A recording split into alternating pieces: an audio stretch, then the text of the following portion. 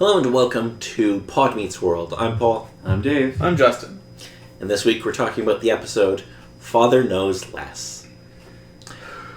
This episode originally aired October 8th, 1993, attracting 18.5 million viewers.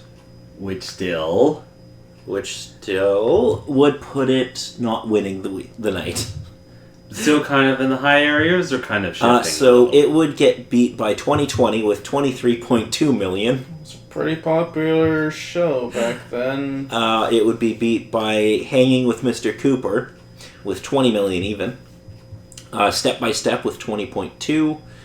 And Family Matters with 19.8. Yeah, again, understandable. Those are kind of the heavy hitters. But those are all also shows on the same network. So, I mean, ABC was doing pretty well on Friday nights. I mean, they were literally, basically, for some shows, they were doubling other networks. So, anyway. Number one at the box office that week, Malice. What's Malice, you ask? Nobody remembers. Number one on the Billboard 100 singles chart, Dream Lover by Mariah Carey. It's going to be there a while. Alrighty.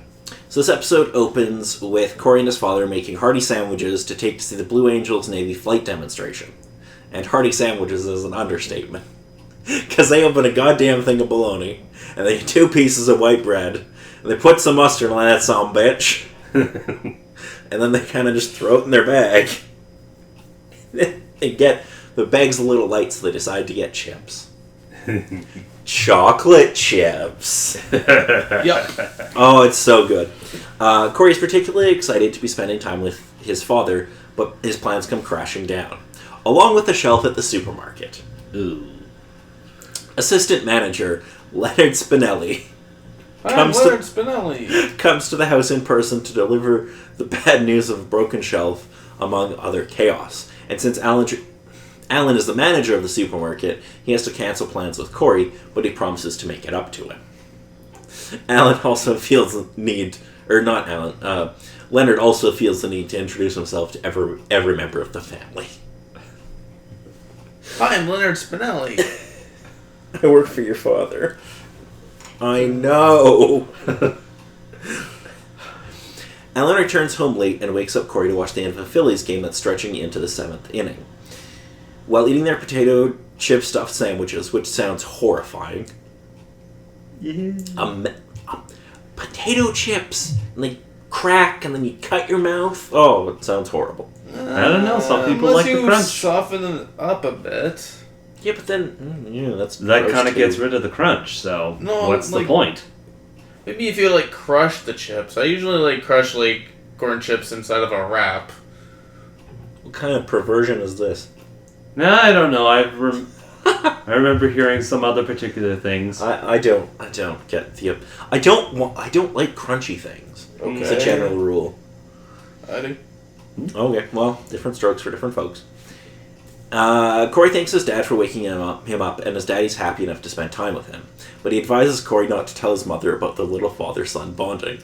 Your mother can never find out about this. The next day in class, Corey falls asleep and fails a test. He tries to explain why he stayed up past midnight, but Mr. Feeney refuses to accept any excuse. When Corey tells his dad, and inadvertently his mom, Alan sheepishly explains to Amy his reasoning before resolving to ask Mr. Feeney to give Corey a makeup test. And you're grounded. Can she do that? In a way. I suppose she can. Both Corey and Alan go to see their neighbor, and though Mr. Feeney understands, he refuses to change Corey's grade. Alan is surprised and upset, asking Mr. Feeney why he won't change the grade. Mr. Feeney considers it his responsibility to teach all his students the same, and Alan thinks the teacher would be more sympathetic if he had a son. With that, the conversation over, and both neighbors return to their houses. You just got fiend. It happens to everyone. With Corey upstairs, Alan talks to his wife and admits he knows it was wrong to keep Corey up late and try to weasel his way out of paying the consequences. She in turn understands why he did it. Assistant manager Lenny comes back with another problem. Before leaving to deal with it, Corey and his father talk about why Mr. Feeney was right. Alan believes he failed as a father by keeping his son up late and wishes things were different, but they're not. Later on, Corey knocks a ball into Mr. Feeney's porch and gets caught sneaking over to retrieve it. Don't shoot! Mr. Feeney surprises Corey by inviting him to sit and talk, where Corey thinks he's going to drink fucking brandy, but it's apple juice, you fucking numpty. Yeah, I was looking at him like, that's gonna be apple juice. Yeah. He relates a story where, as a child, a young George Feeney asked to stay up late with his father to listen to President Truman. His father wouldn't let him because it was a school night, but Mr. Feeney believes the real reason was that the older man didn't want his son around his drinking buddies. Mr. Feeney concludes it's important for a boy to spend time with his father. With a small grocery fire under control, Alan returns to see Corey and Mr. Feeney sitting in the garden. After sending Corey to bed, Alan alludes to Mr. Feeney that he is right and he'll make sure Corey goes to bed on time every night. Conversely, Mr. Feeney hints that he understands why Alan did what he did, and he'd likely do the same if he had a son. Both men bid each other good night. Meanwhile, upstairs, Corey asks his mother why his father and his teacher changed their minds about who was right. She tells him that sometimes two adults can think differently about something. Though Corey's a bit confused about that reasoning, his father is certain about Corey going to sleep on time. Alan promises he'll always be there to tell Corey if he misses anything. Corey has a great line here where he's like, okay, so if two adults can think differently about things and be right, how come I only think one way about things and I'm always wrong? Mm-hmm. Yeah. It's because you're 11. Yeah, you're a little young still.